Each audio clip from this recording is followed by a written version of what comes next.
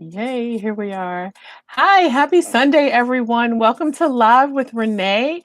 Today with me, I have Cylia Lowe. She is super amazing. She is a history maker. She is currently the president and mastermind behind Pearls by the Bay, an interest group for Alpha Kappa Alpha Sorority Incorporated. And today she is going to help us really understand the law of attraction and her amazing process for doing vision boarding to help you kind of make all your dreams come true. So I'm going to get into it really quickly because I want to be able to give her most of our time today. But I wanted to talk to you guys about my 12-step process to help you guys turn an idea into income.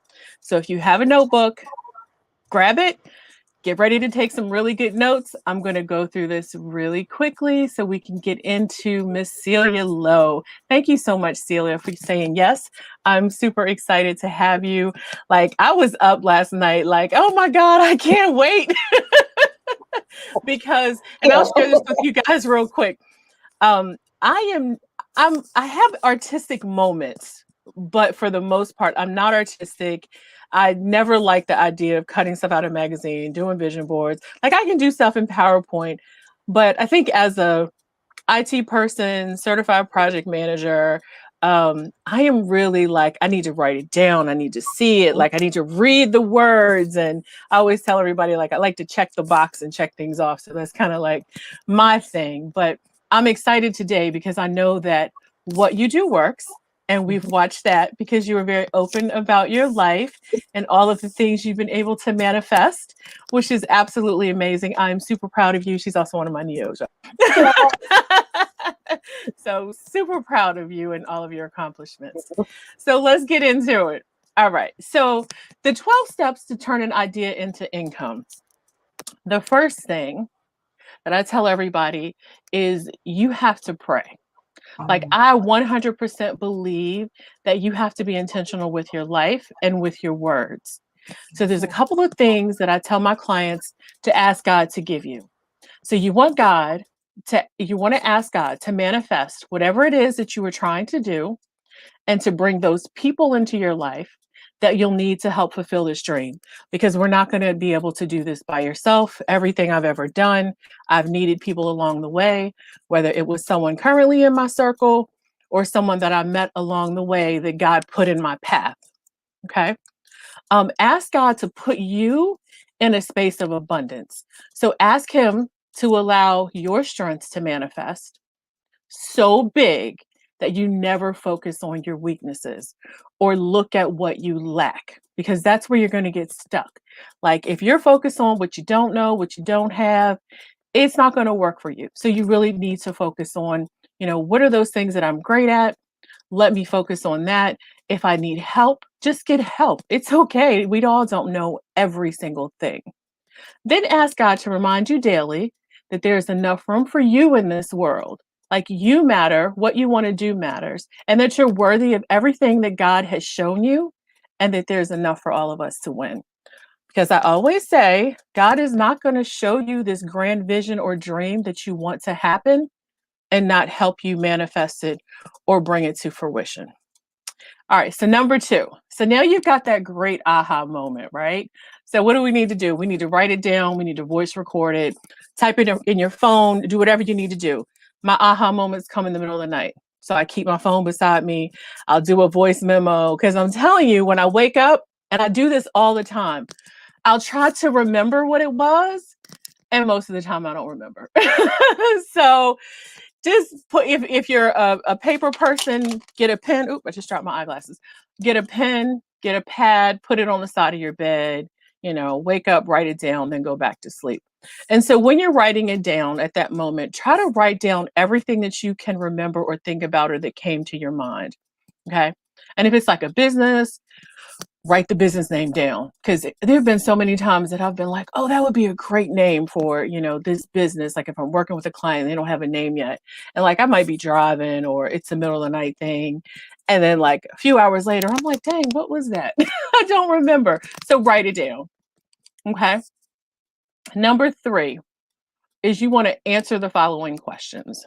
Number one, what problem am I solving? Because every business is typically solving some type of problem that exists in the world. Who will consume my product or service? The answer is never everybody, because everybody is not going to be your client. Even if it's a product that you have that's really great, the answer is still not everybody. Okay. How will it benefit or make people's lives better? How is my idea different? Or how am I going to stand out in the marketplace? So we call that a niche. So what's your niche? What's that big idea that really is going to make you stand out? It's like that wow factor in your business. Number 4 is you have to start your research. So you want to know who else is doing what you're doing or is doing something similar to what you're doing. Who is their audience? And you want to look at the habits of their audience, because that's going to down the road come into play when you're talking about target marketing. Like if you know that there's someone who has built an audience similar to yours, well, you want to find out about that audience, because that's going to save you work down the line, because then you can just mimic kind of that persona or that audience type that we're going to build, right?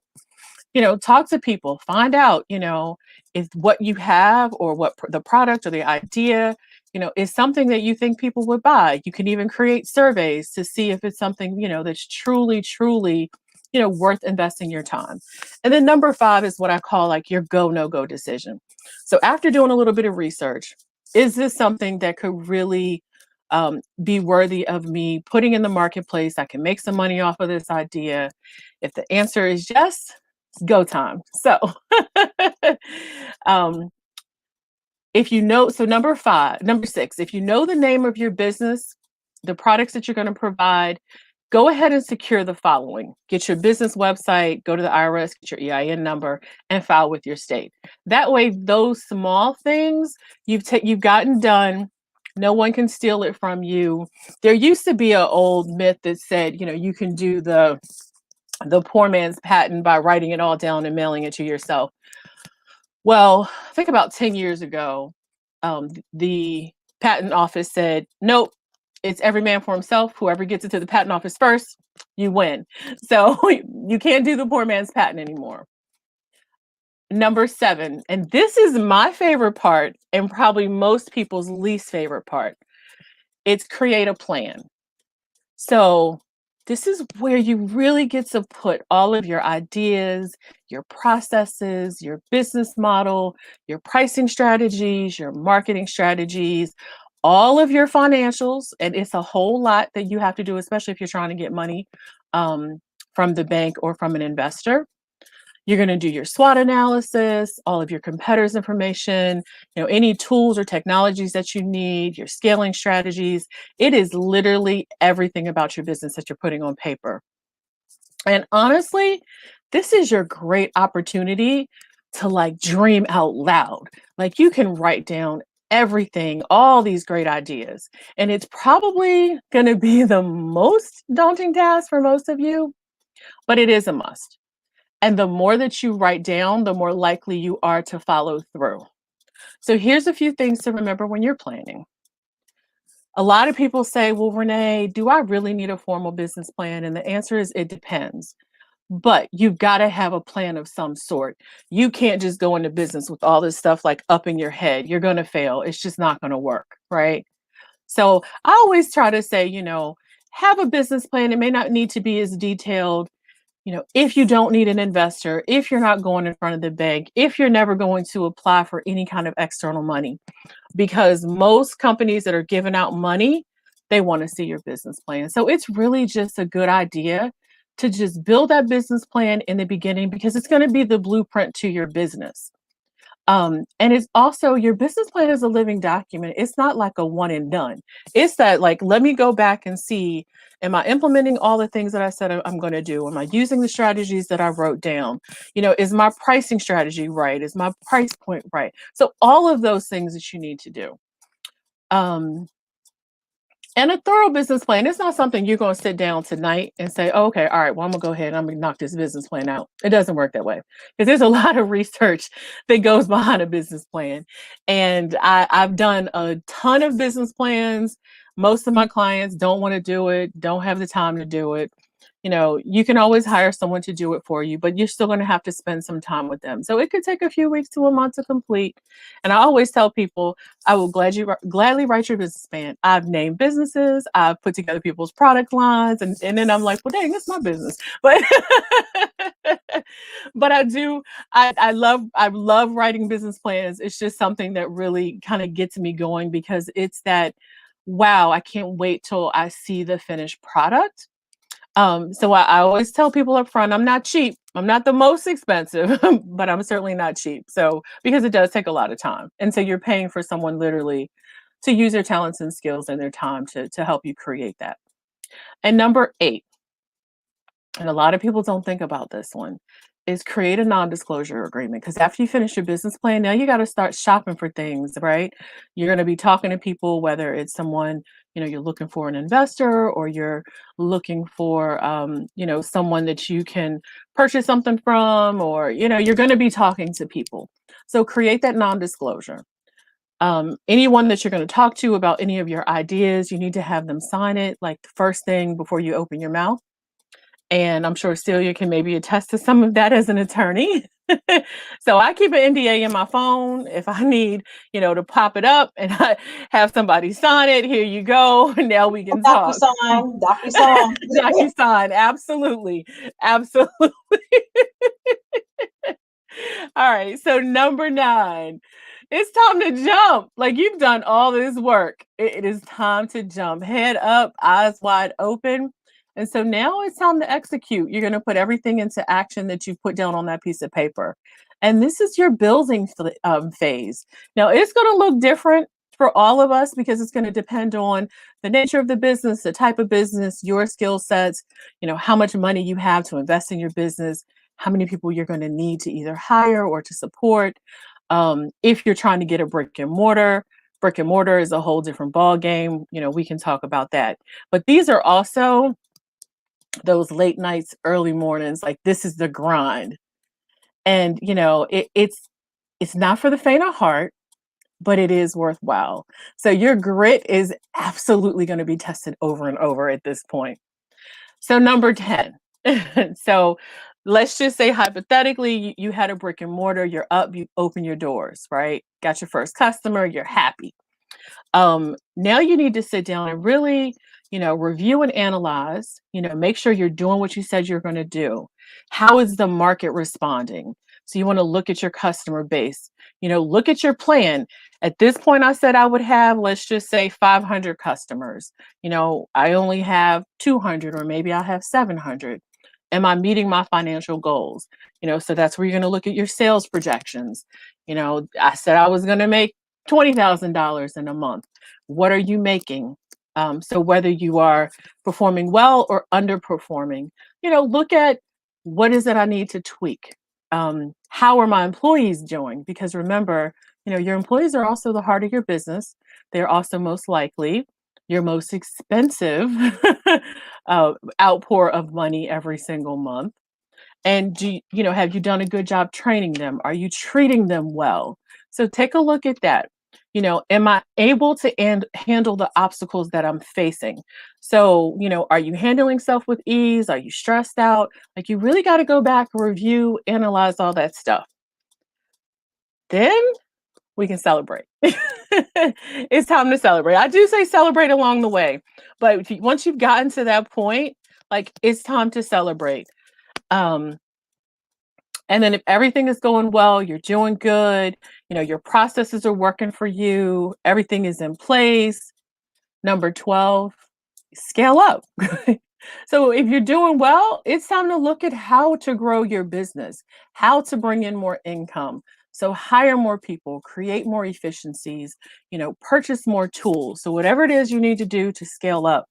And that should be a part of your business plan, or you should be working with a coach that can help you, look at ways to scale up.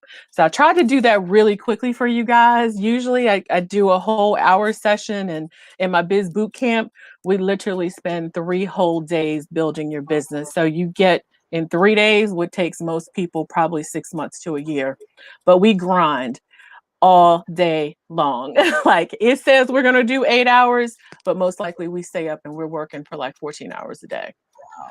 not for the faint of heart, but it's worth it. You get so much done. You know, I'm there helping you. My assistant is there helping you. So it's worth it. All right, Celia. So now on to you. I got it in under 15 minutes. I know, it was excellent too. I love it. Excellent. Thank you, thank you, thank you. So,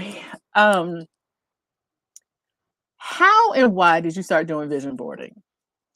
Well, first, thanks for having me on tonight. I've been a fan of your content for quite a while now. Thank You tend you. to be very low key, so I'm loving this kind of really putting it out there for you because people may not know how successful and all the wonderful things that you've done and how Thank innovative you you. are. Thank So I you. think the fact that you're sharing your gift with so many people is really awesome. So I want to start by saying that. So Thank you. thank you. No, you're welcome. So vision boards came about. My former boss, I was a prosecutor in Baltimore City, and my former boss, who is now a judge, had always had this dream of becoming a judge. And for whatever reason, she never applied. So it's not like people said no to her because the governor has to appoint you, you have to give recommendations, but she just never applied. And I can't remember who it was, but someone had been appointed, and it just clicked in her. I need to do this. She was having a conversation with her nephew's, at the time, fiance, now wife. And she said, "Oh, have you ever seen the video, The Secret?" And my former boss said, "No, what is that?" And she said, "It's a great video about how to kind of bring things into your life. You should really check it out." And she went immediately to Blockbuster. No, not Blockbuster. I was just watching Blockbuster. I was watching the video on Blockbuster. But so she went immediately to like Best Buy and bought the DVD and watched Mhm. it. And it just really like hit her that the law of attraction, which basically says if you kind of put it out there in the universe, you will attract things to you that you want. But it also explains you can also attract things you don't want. So she sat Mm. and she watched it, and we were having a conversation, and she mentioned it to me. She said, "Well, have you ever seen the video?" And I said, "Well, no, tell me about it." And I did the same thing she did. I immediately went, because I should start by saying, then she got appointed to the bench. It was like in short time. And Mhm. so I then went to get the video and watched it, and it made perfect sense. Um, my parents, very loving and supportive parents, both of them from the island of Jamaica, came here for school. My dad went on to get a PhD from Columbia University. My mom, her master's in business and finance. She was like the only Black woman that worked on her street in Wall Street in her office. And so they really raised me to believe that whatever it is that I wanted to do, I could do. Mhm. But being immigrants, they were very clear that it's not just going to fall in your lap. You're going to have to put in the time, the effort to get where you want. And also, being a child of immigrants, you could be a lawyer or a doctor. So we didn't get a lot of choices. If I had my way, I would be like the Jamaican Annie Leibovitz and be a photographer. But my parents said, you need a real job, doctor or lawyer. I don't like blood. So I ended up becoming a lawyer. And that was like at like 10 years old. They were like, what you gonna do with your life? So um, and prior to that, it was really, I always tell a story about when I wanted to be an astronaut when I was younger. I'd gone to boarding school and the Challenger disaster happened and I changed my mind. But I always remember being young and my parents saying, "Oh, you want to be an astronaut?" And they were like, "Okay, we're going to Cape Canaveral for vacation this summer." And they literally took me to the space station to be like, "Okay, because this is where you're going to work. This is what it's going to look like. You know, see how big the thing is." And people are always blown away by that. That like I was like 7. I was like, "Yeah, I want to be an astronaut." They were like, "Okay, let's go to Cape Canaveral. Let's show you what astronauts work." So I've kind of always had that idea about visions and how you bring things to you because my parents always taught me anything you want, you can have if you work for it. But Mhm. after watching the video, there were different conversations in the video, and I do highly recommend it, where some of the people that were speaking talked about the idea of doing vision boards and just taking time to think about what it is that you actually want and putting forth these visual images, whether they were quotes, pictures, anything that would represent the things that you wanted. I am not an artistic person. I always tell people Mm. I admire the art so much because I can't sing, I can't dance, I can't draw. I always tell people I have it. So I have a lot of respect for artists who can do those things. But it seemed kind of easy. Like I loved reading, so I always had magazines. And Mhm. I noticed magazines like the Oprah magazine always have the positive quotes, beautiful images, travel. And so after watching the video, I said, well, let me try and make one because I'd never tried. But I understood the law of attraction. I remember very clearly I wanted to go to law school. And I only applied to 2 law schools. And everybody's like, that's crazy. You have to apply to like 10. You can't apply to one. And I was like, oh, I'll get in. Like, I didn't think I wasn't going to get in. And I shared the story about when I did not get in, because I called University of Maryland. I had moved, and someone said something about school. And I called. I was like, hey, I'm looking for my parking pass. And the lady was like, would you like to know what the outcome of the letter was? And I was like, oh, no, I can just come by and get the parking pass. And she was like, Miss Lowe, let me fax it to you. And I remember her saying, I'm sorry you didn't get in. And I was like, I didn't get on the wait list either. And she was like, I'm sorry, no. And I don't even think I said goodbye. I hung up the phone and I called what is now my alma mater, University of Baltimore. And I was getting ready to dial their number, and my phone rang, and the person who was at the admissions office was like, is this Cylia Lowe? And I said, yes. And she said, this is Lisa. Turned out to be a soror. She was like, you come to law school or not? Because we haven't heard back from you. And I was like, yes, what do I need to do? But I moved, so the mail got lost. But I had an unwavering belief that I was going to be a lawyer. So I was going to go to law school, and therefore I was going to pass the bar.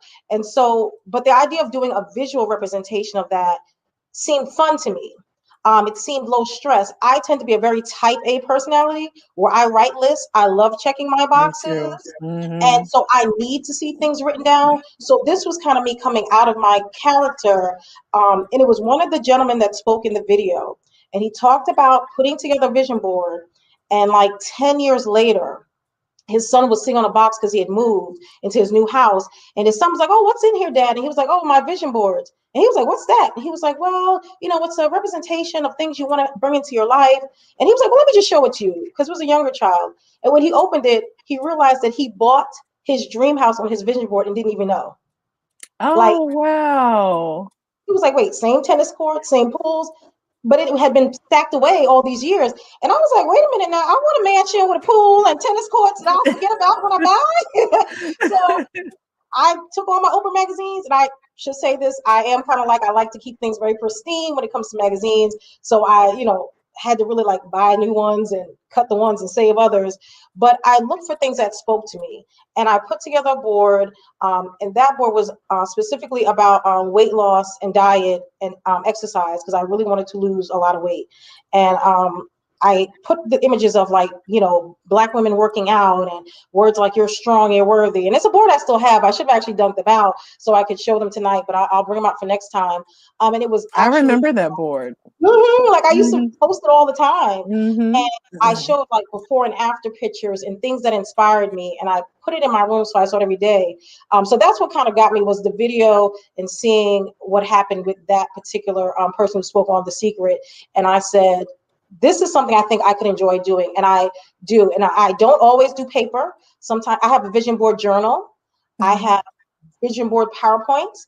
I have vision board on my phone. I have several collages, but they tend to be things that I can look at, think about, meditate on, create my visualization activities with, and put me in a space of having already had the thing that I'm looking for.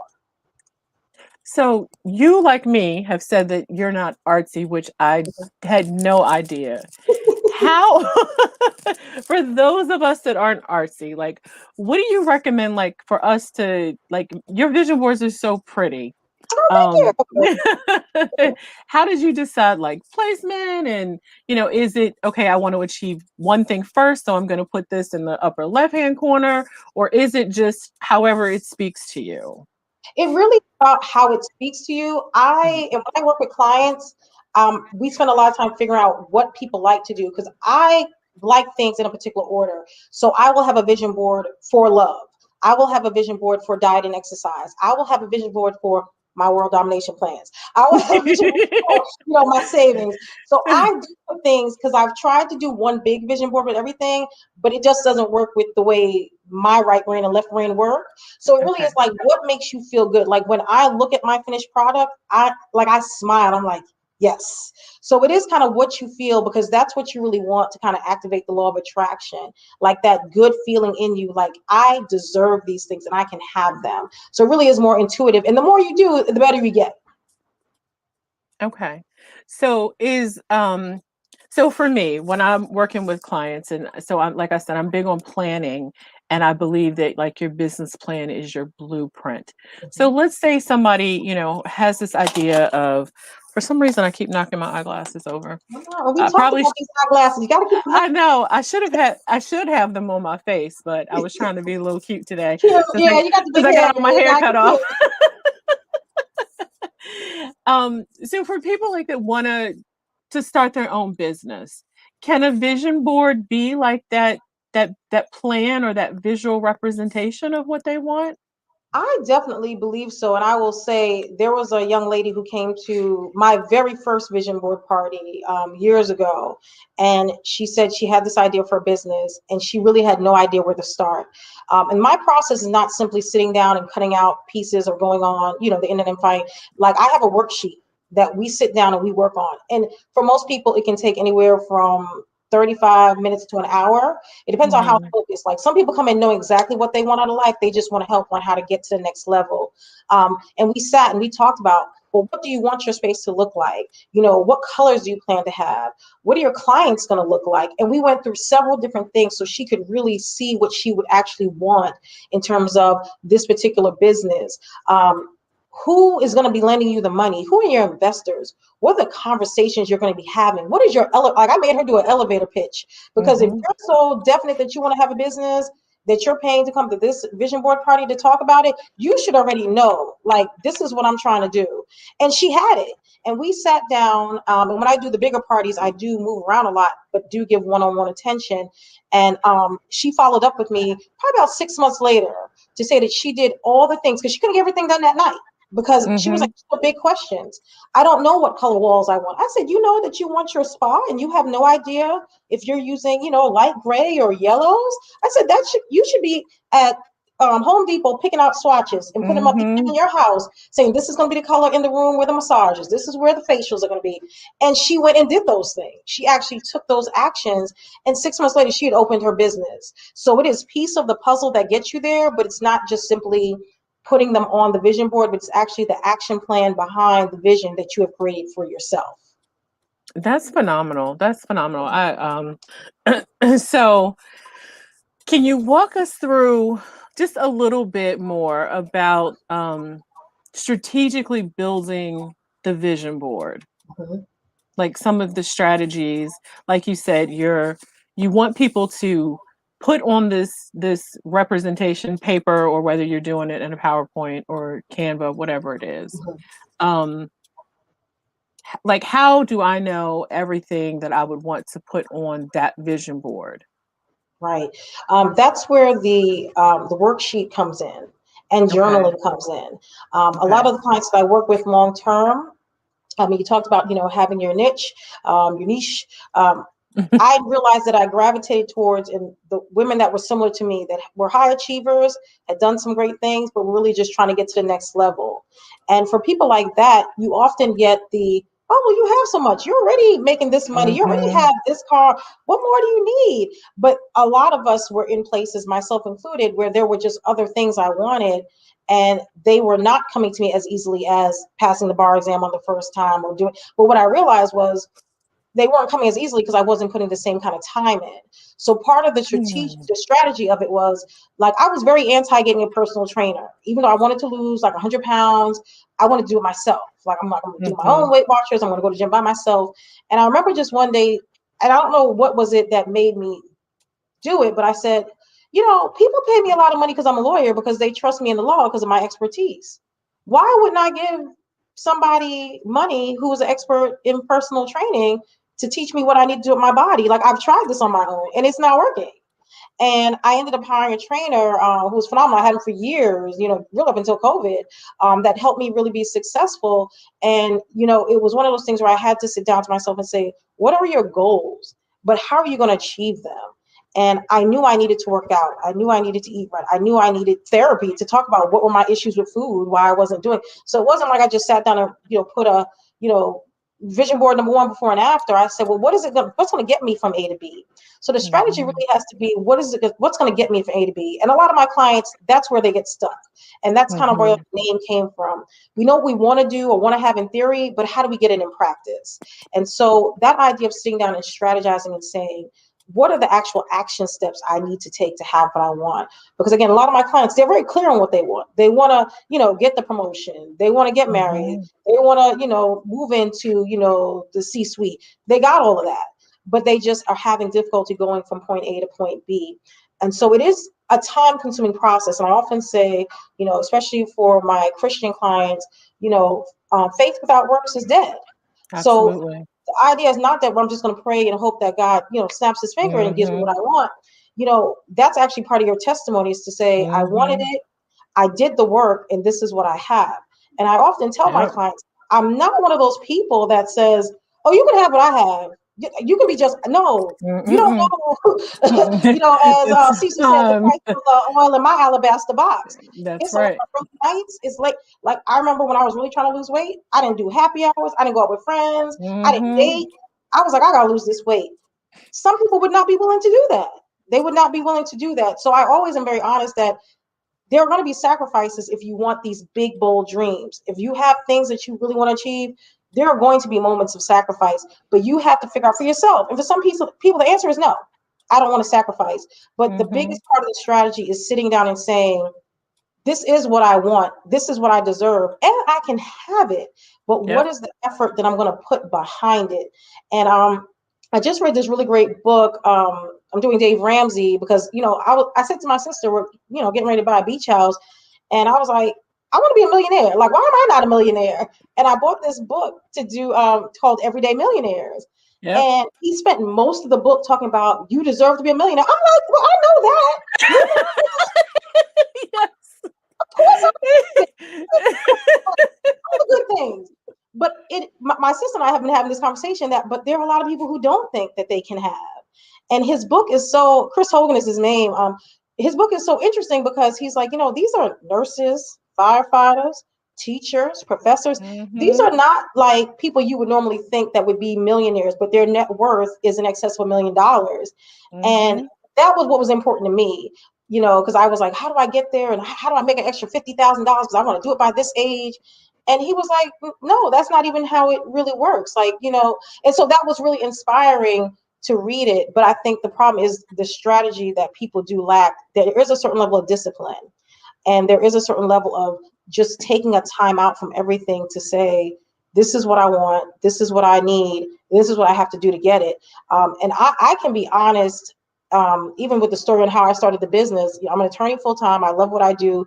I would not leave my full-time job because I like it. And I had a girlfriend who went to the gym one day, and she saw an advertisement in the gym on the wall for vision board parties.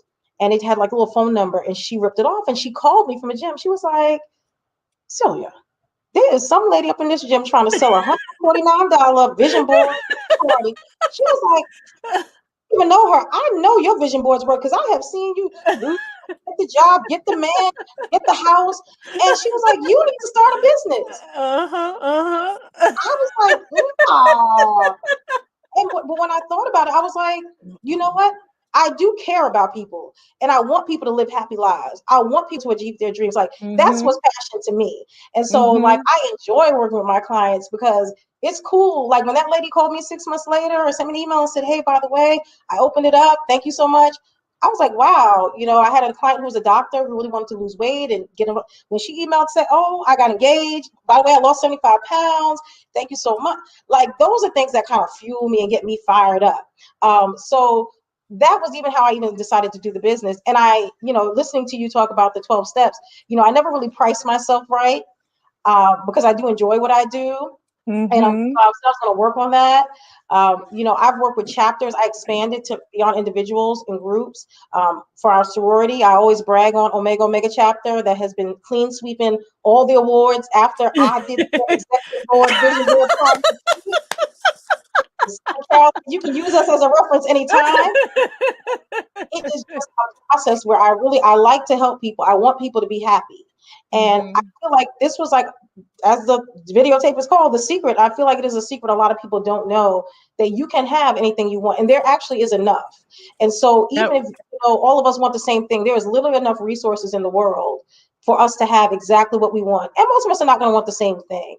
And I think it's really powerful when you get to a place when you're like, you know what, I can literally have anything I want.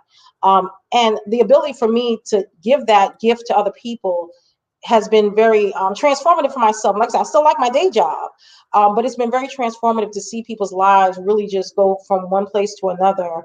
And it's just been really helpful. So for me, the strategy is making sure people know it's not just a miracle. It's not just praying on it. It is, faith and the works. It is trusting and believing. It is asking and receiving. It all goes together. Yes, absolutely. It's a couple of things I want to touch on that you said. The first one was when you talk about, yes, we can have everything that we want, but you have to put in the work. And it's so funny because my friends know when I disappear, they're like, oh, Renee's up to something because she's not been out. She's not answering her phone. Like she is in the lab grinding, Yes. and then when I come out, it's all good. But for myself, I've built this, I know when I need to hunker down and when I need to just shut everything off so I can get things done. And that works. And I want you mentioned something about paying for a trainer to Yes. help you. And I try to tell my clients it's a good thing to invest in yourself. So Yes. as much as I think I know, I am always still learning. I am always still taking classes, and I pay for those things. And if you aren't willing to pay someone to teach you the things that you need to get to the next level, how dare you ask someone for money from you? Yeah. I Right? agree. I agree. So if you want someone to pay you for what you're worth and to help, and you help them get somewhere, don't ask someone to do it for free for you. I mean, it's okay if it's a friend, but be open to paying for what you need to elevate you to the next level. Yes, it's definitely an investment. And I remember in law school, like we have a class where they teach you how to take the bar exam, and there were people who opted not to take it. I didn't have a question. It was like $2,500, but I need to take the bar exam and I need to pass on the first try. So Right, I'm right. going to upfront. And I remember I quit my job. I was working with Boys and Girls Club, which is, of course, how I met the lovely ladies of Omicron Gamma Omega. And I had worked with them. I worked throughout college. I worked throughout law school, more hours than I actually was supposed to because they know that you have to focus in law school. But I was on my own paying rent. And I quit my job and I cashed out my 401k. I paid my bills for 6 months, everything, BG&E, rent, car note, everything. And I paid, maybe I asked my daddy for the money for the for the course. But I paid the $2,500 and I sat in. And I remember I got up every morning at 4 o'clock, drove to Baltimore City from Glen Burnie. I studied from 5 a.m. to 9 a.m., went to class for another 8 hours, went back and studied from 4 p.m. to 11 p.m. And people who know me know I go to bed at like 8 o'clock. Like people know my bedtime is creeping up right now. But in law school, I had 7 weeks to make it happen.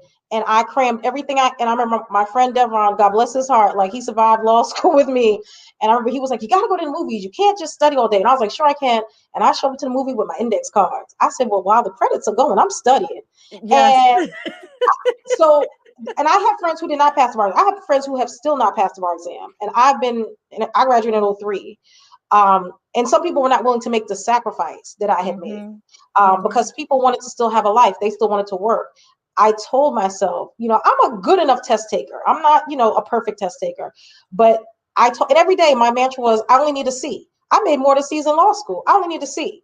Yep. No one needs 100 on the bar exam. All Amen. you're doing when you're looking on the screen is just seeing a pass or fail. Yep. And I remember I still have my bar seat number to this day. And I remember just because you have to wait 3 months to get your results. And I packed up my stuff and I went to Jamaica, backpacking across my family's houses in Jamaica for 3 months. I ain't have no job. My parents, I cannot get a job because if I fail, I gotta da.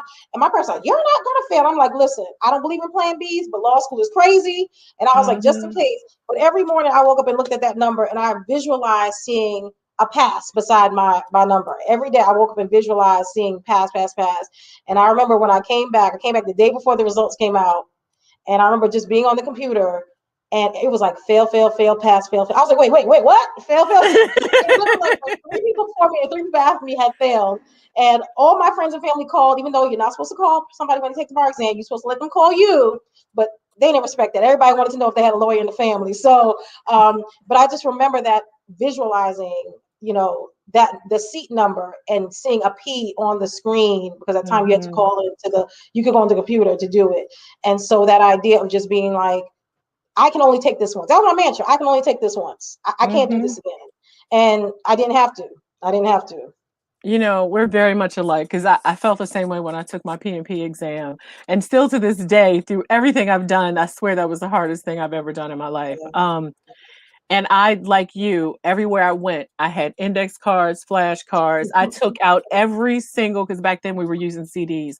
I took every single CD out my car, because they had given us like CDs you could listen to, right? So I put all of my PMP CDs in there. So like literally morning, noon, night. We had at that time, my husband and I had tickets to season passes to the Redskins, right? And whenever a game was, Renay had all her stuff sitting in the seat at the games reading. I was still working at Jared. Most of y'all know I'm a certified dermatologist as well. I was still working at Jared like 1 or 2 nights a week. And if there was no customers in the store, girl, I was sitting behind the counter with my little flashcards, read, like, going at it. Because I was like, I'm only taking this once.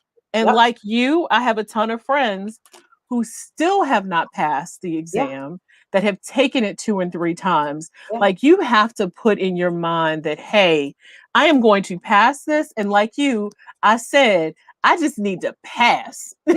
Like, I'm not trying to get 100, because I knew even though I was getting 100 on all of the practice exams, I just need whatever that 70, whatever it was, to pass. And luckily we get our results, because I think I may have had a heart attack trying to wait 3 months. But I remember putting my head down on the desk, like I think I had to wait 2 minutes for the results, and my heart was just like,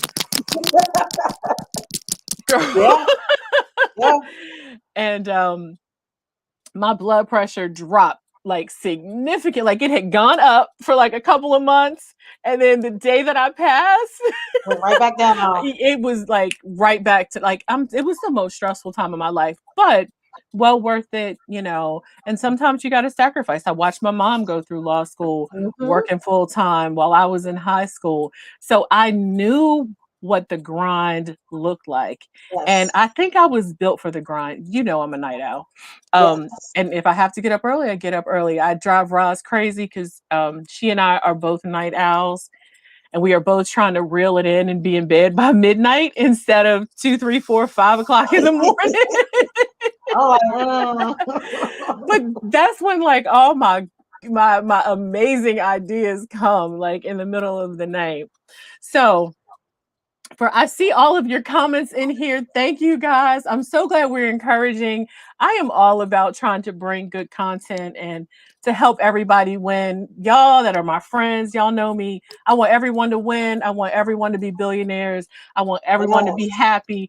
Like, there is enough out here for all of us. So let's get this. So Cylia and I got together. Yeah, Patrice, you are an early riser. Yeah, Patrice. Y'all are kinfolk. Yes.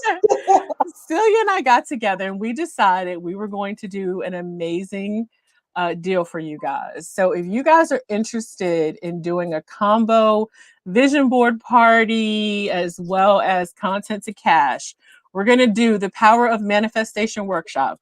It's going to be Sunday, May 23rd, 7 p.m. We're going to do 2 hours. Guess how much? It's only going to be $49. So y'all are going to get about $800 worth of content for $49. So go sign up today. You can sign up on my Linktree or my website. You can see it scrolling across. I'll put it in the comments as well.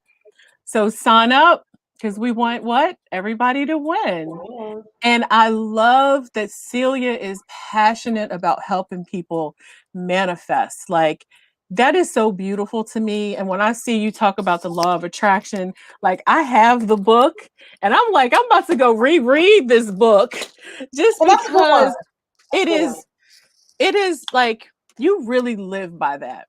Mm-hmm. So I was like, I need to go back and read this again. So And I do yeah. recommend the video. For me, the video, The Secret, even the book, even though Mm-hmm. it's the same, it just hit me differently. The video really, I think, is worth it. It's on YouTube. They have like for free on YouTube now. Like this was years ago, so you can Okay. just Google it on YouTube. Yeah. Okay. Okay. Perfect. So I'm gonna put that in the comments too. So I am either renaybutler.com or linktree/Renay Butler. I put that in here.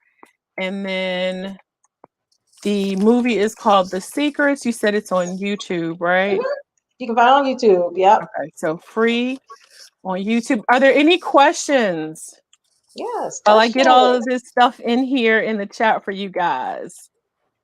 The Secrets. Here we go. Any questions? Any questions? We've got a couple of minutes before we call it a night. Oh, it's on Netflix as well. I saw it there the other day. Oh, perfect. And on It's on Netflix. Netflix. Yep. Awesome, awesome, awesome. So I'll just share. I don't see any questions at the moment. I'll give you guys time to think while you can get all this free advice. I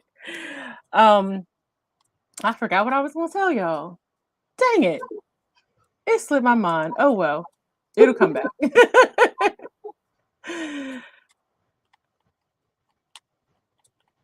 Just checking the comments. Okay, if there are no questions, Celia, do you have anything else you would like to share before we close out for the night? Again, just thank you for the opportunity to share. I was hoping to do some things last year, like write a book and things like that, and I kind of found myself in a pandemic pause, as it were. So I was really grateful when you reached out and mentioned, the idea, and it really did inspire me to kind of get back on track and do this again, because I've had people asking me for years for me to do a virtual vision board workshop, and I never figured it out because I always like to do things in person and be around people and laugh and have a good time. But this kind of forced the situation, and people all last year, what are you going to do a vision board? Now you have to do it, and I didn't. So this was good. Like I'm really glad about this, and I thank my friends, my sorors that logged in and had such positive feedback. I think the class is going to be awesome because, to your point, you have to invest in yourself. And I think about that, am I happy with the student loans I got? No, but there's a plan to pay them off. I got a good job. I can take care of it. I'd rather Maserati, but eventually. That's why I got to manifest my. You said billions. Now I got to do billions. There you got to do billions. Absolutely. I got to revamp. I got a whole new board. You got the whole. If you gonna take over the world, it's got to be billions. I figured. I remember what it was. So I said for 2021 that one of the goals that I was going to do was that everything that I did, I was going to team up and partner. So I don't know if any of you guys go on Clubhouse. I try to limit when I go on because it will suck you in. Sora Olivia calls it crack house. Is it like TikTok? No, Clubhouse is like it's only for iPhone users. Oh, and you can go in. It's like going into a Facebook group, but all you can do is listen. Okay. And people can like bring you up to the stage to speak, and they talk about all kind of stuff. And I was listening into this. It was a Billionaires Club, and several of them said that they made the most money whenever they partnered with other people. So I said 2021, everything I do is going to be a partnership with somebody else. So I am building that. I am loving it. And I've, reached out to people that I know, love, and trust. Yes, haven't done anything with strangers yet, but yeah, absolutely. Somebody said they couldn't see the link. So if you can go to www.renaybutler.com, or you can do my link tree. So linktree/Renay Butler. So linktr.ee/Renay Butler. You can find the class there. I advise all of you who have been waiting to get it now. We're doing this special one-time deal for $49. After that, like Celia said, she's going up on her prices. You have to coach me how to do it. Like I'll give it all. Yes, ma'am. I got you. I got you. Really good question here that says, how do you manage work-life balance with all the dynamic things you have going on in your lives? How do you do that, Renay? How do you do it? I can tell you how I do it. So I am pretty organized in my life. So the one thing that I do is, like Celia said, I every morning I get up and write a list. And actually on my page, I separate it with 4 columns. So I've got, everything like bucketed by what it is I'm doing. And then I write the list of everything that I need to do during the day. And if I say I'm going to, check emails for 20 minutes, I check emails for 20 minutes. If I say I'm going to work on building out like one of my digital products, I sit down and I do that for the time frame. When I'm done, I'm done. I'll go back to it later. I spend a lot of my time doing stuff for goal grinders as well. So I usually bucket about 2 hours for goal grinders. So I think putting things in buckets helps to keep you organized and having a pretty good routine. I am not perfect in my routine because my routine says that every morning I'm going to get up at 6 o'clock and work out. It doesn't happen every morning because Not every sometimes I'm morning. up till 4, right? Yeah. So I pushed it to 7 o'clock. um, but sometimes you can't stick to your routine, but absolutely you have to be somewhat organized when you're busy. And I do find this probably sounds crazy, but I bet you Celia can relate. The busier I am, the more productive I am. Yes, yes. It's funny. A soror of mine, when I was new to their chapter, I was busy. Like I was in a lot of, and I would say my answer is I only do things I really love or enjoy, so it Mhm. doesn't feel like work to me. Yep. Um, that may not be the right barometer all the time because if I'm really passionate about getting something done, there might be times when I need to take a step back when I don't really feel like it. But doing things that I love, that I feel are important, gives me energy. And I do Mhm. tell people, I warn people, I do have abnormally high levels of B12. It's just genetic. Like my 100+ year old grandmother, she was just the president of the Women's Federation of her church not even 5 years ago. So Wow. my aunt, the pastor got married and moved on, and my aunt took over the church. She is not a minister, but she was doing the sermons. So I come from a very long line of very interactive women who are busy and high energy, but Mhm. it's definitely one of those things where I make time for things that I really love to do, and I try to make sure that I get things done and get them done in the proper way. So for me, it's just about doing things that I love and making sure that I make the right amount of time for them. That's my big thing. But that was one of the comments. One of the older sorors saw me on all these committees doing all this stuff, and she was like, "Why do you do so much?" And the soror will tell the story to this day. I turned around and said, "I'm at my best when I'm doing multiple things. It's what I do, Mhm. and I do Same it here. well." And I Mhm. walked away, and she was like, "I just never forget the way you said it, like so instinctively and so matter of factly." And she was like, "And you're right. When you do things, they do turn out very well. So you weren't lying, but some people like that. We just have to juggle." So I think that's part of it too. Yeah, and I will say, and we know ourselves. Mhm. And, I've been like this all my life. Yes. And for instance, like I work until I literally pass out. And my mom said I was the same way as a kid. She'd find me in the hallway sleep, under the dining room table sleep. I would just play until, literally my eyes were like, okay, it's time to go to sleep now. But you do have to know yourself and to know how much sleep you need. I don't need 8 hours of sleep to function.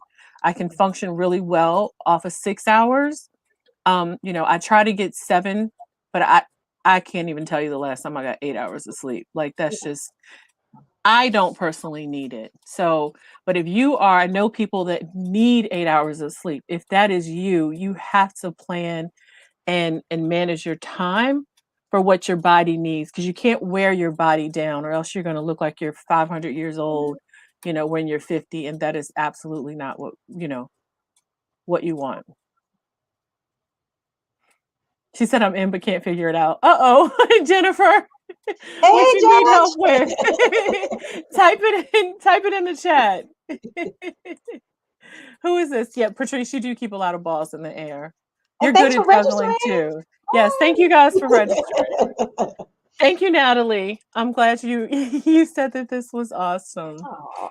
Shakithia said that she's investing in herself. Very good. You're doing amazing too. I'm so proud of you, Soror.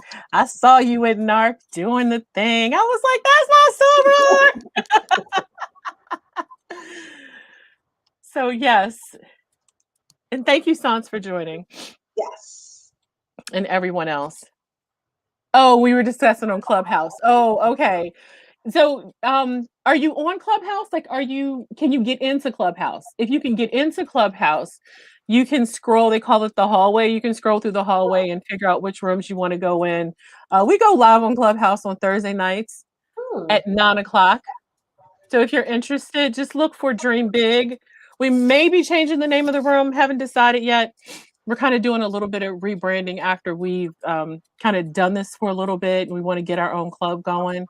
And I definitely want to be able to expand it to a platform like this where we're bringing other people on stage and Nice. to really just help educate, dream big, win big. That's what we're all about. At least that's my crew. Yeah. That's not you, can't be in my crew. Okay. All right. All right, guys. Thank you so much, Celia. It was a pleasure sharing the stage with you tonight. I am looking forward to our workshop. Hopefully, we'll be able to do a few more together. And I'm looking forward to everyone who is registering so that we can help you guys manifest whatever it is in your life that you are trying to make happen. And happy Sunday again. Thank you all for joining. I love you all. And we will see you next Sunday. See you. Bye.